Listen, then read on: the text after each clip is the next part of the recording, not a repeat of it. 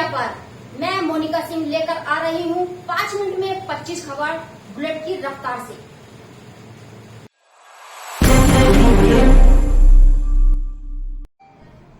नमस्कार, आप देख रहे हैं bullet news India Monika Singh के साथ। वर्ल्ड डायबिटीज डे पर विशेष बातें।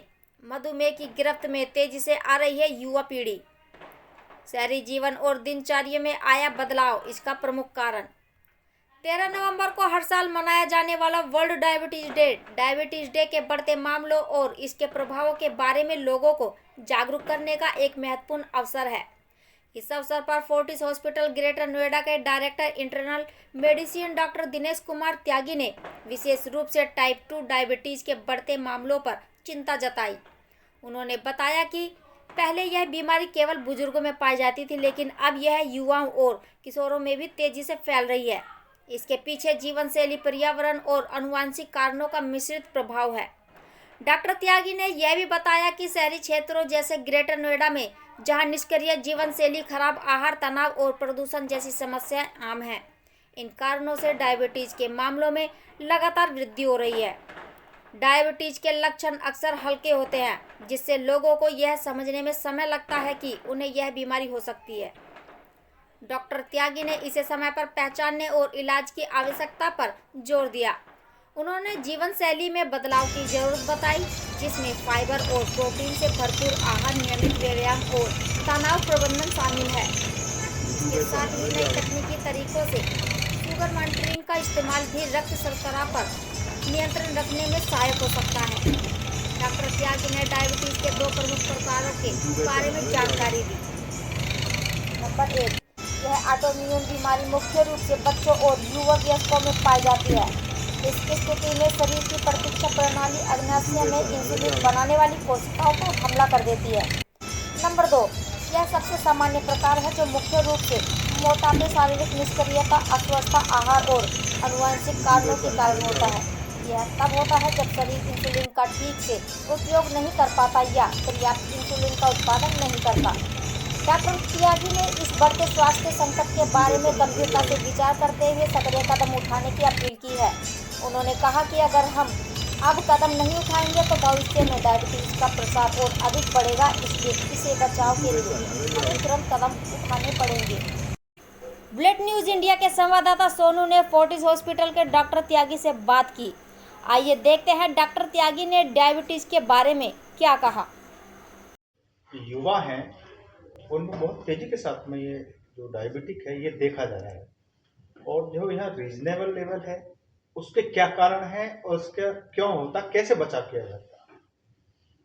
देखिए, डायबिटीज़ जो है एक बेसिकली हमारे खून के अंदर शुगर की मात्रा, जब एक निर्धारित मात्रा होती है उससे ज़्यादा जब शुगर हो जाता है तो उसको हम डायबिटीज़ कहते हैं। डायबिटीज़ मुख्य रूप से 2 तरीके का होता है। एक तो होता है इंसुलिन डिपेंडेंट डायबिटीज़, जो 10 से 14 साल के बच्चों में देखने को मिलता है। दूसरा होता है मैच्योरिटी ऑनसेट डायबिटीज़ मेलाइटस या non insulin dependent diabetes mellitus, जो अभी तक हमें जो और उम्र दराज लोग होते थे उनमें देखने को मिलता था, यानी कि 45 साल के बाद, 50 साल के आसपास। इसलिए हम उसको मैच्योरिटी ऑनसेट डायबिटीज़ कहते थे। लेकिन पिछले कुछ सालों में देखने को ये मिल रहा है कि जो मैच्योरिटी ऑनसेट डायबिटीज़ भी है, वो अब कई सारे जो यंगस्टर्स हैं, एडोलेसेंट्स हैं, यंग हैं, उनमें भी देखने को मिलने लगा है, जो अपने आप में एक बहुत बड़ी चिंता का विषय है, क्योंकि डायबिटीज़ सभी बीमारियों की जड़ है। और अगर किसी को डायबिटीज़ है तो उसको बहुत सारी बीमारी बाद में खुद ब खुद होनी शुरू हो जाती है। तो ये एक निश्चित रूप से हमारी तरफ से अगुवाई होनी चाहिए, समाज की तरफ से अगुवाई होनी चाहिए, हॉस्पिटल्स की तरफ से अगुवाई होनी चाहिए कि शुगर की बीमारी को समझा जाए और ऐसे उपाय किए जाएं जिससे ये बीमारी तेज गति से ना बढ़े। तो जैसा मैंने बताया कि जो मैच्योरिटी ऑनसेट डायबिटीज़ है उसमें बिना इंसुलिन के भी काम चल सकता है।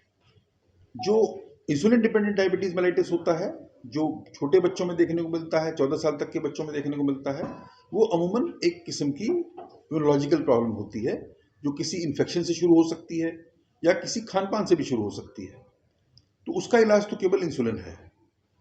लेकिन जो मैच्योरिटी ऑनसेट डायबिटीज़ है या non insulin dependent diabetes mellitus है, उसका बहुत कुछ लेना देना हमारी लाइफस्टाइल से है। तो आज की तारीख में हम सभी के सभी लोग ओवर कॉम्पिटिटिव हो गए हैं। हर आदमी एक से ऊपर जाना चाहता है हर फील्ड के अंदर। उससे स्ट्रेस हो गई है, तो stress is a very important reason. वर्जिश हम करना नहीं चाहते, फिजिकल वर्क कुछ है नहीं लोगों के पास में। उसके अलावा और हमने अपनी लाइफ इजी कर ली है ऑनलाइन फूड खाना मंगा करके। जंक फूड हम खाते रहते हैं, समोसे खा लिए, बर्गर खा लिया, पिज़्ज़ा खा लिया। तो ये एक बड़ा ड्रेडेड कॉकटेल बन गया है, कॉम्बिनेशन बन गया है, जिसमें स्ट्रेस भी है, सेडेंटरी लाइफस्टाइल है और हमारी फूड हैबिट्स बहुत ज़्यादा गड़बड़ हो गई। तो उसकी वजह से लगता है कि ये जो इवन कम उम्र के जो बच्चे हैं जिनमें डायबिटीज़ देखने को मिलने लगा है, ये शायद बहुत बड़ा इंपॉर्टेंट रीजन है। कुछ मरीजों को तो मैं जानता हूँ जिनमें बच्चे सुबह शाम तक कोल्ड ड्रिंक ही पीते हैं, पानी नहीं पीते हो, तो उनकी फैमिली में कई लोगों को डायबिटीज़ देखा मैंने।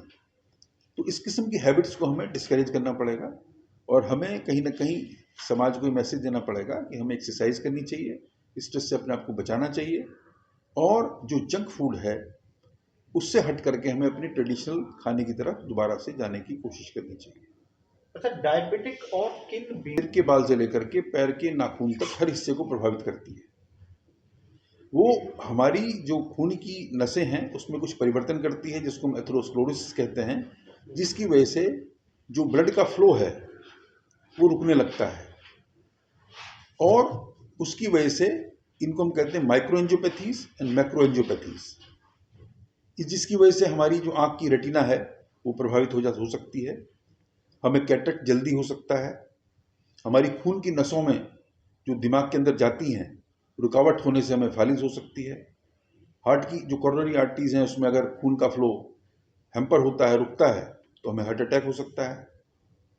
इस टाइम जो गुर्दे के फेलियर के सबसे ज़्यादा केसेस हैं वो डायबिटीज़ की वजह से हिंदुस्तान में, ये जान के आपको आश्चर्य होगा। वो भी उसकी वजह ये होती है कि जब उसकी आर्टरी जो खून लेके जाती हैं गुर्दे में, उनके अंदर जब ब्लॉकेजेस आने शुरू हो जाते हैं तो हमारी किडनी काम करना बंद कर देती है।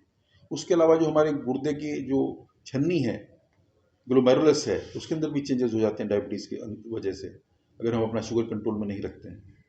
हमारी नसों में चेंजेस हो जाते हैं जिसको हम पेरिफेरल न्यूरोपैथी कहते हैं। कुछ लोगों में इवन ऑटोनॉमिक न्यूरोपैथी हो जाती है जिससे वो अपना पेशाब भी कंट्रोल नहीं कर सकते, लैट्रिन भी कंट्रोल नहीं कर सकते। कई बार आप लोगों ने देखा होगा कुछ लोगों के पैरों के घाव ठीक नहीं होते हैं जिसको हम डायबिटिक फुट कहते हैं, तो वो भी डायबिटीज़ का बड़ा अजीब सा कॉम्प्लिकेशन है, बड़ा गंदा सा कॉम्प्लिकेशन है, जिसमें कई बार इवन कीड़े पड़ने की नौबत आ जाती है।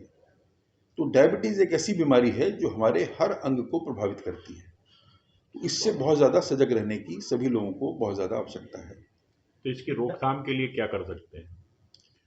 देखिए, जैसे मैंने बताया कि जो टाइप 2 डायबिटीज़ है या जो non insulin dependent diabetes mellitus है, उसमें बहुत बड़ा रोल हमारी दिनचर्या का है, हमारी लाइफस्टाइल का है।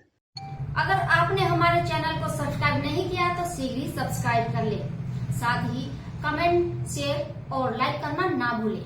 नमस्कार।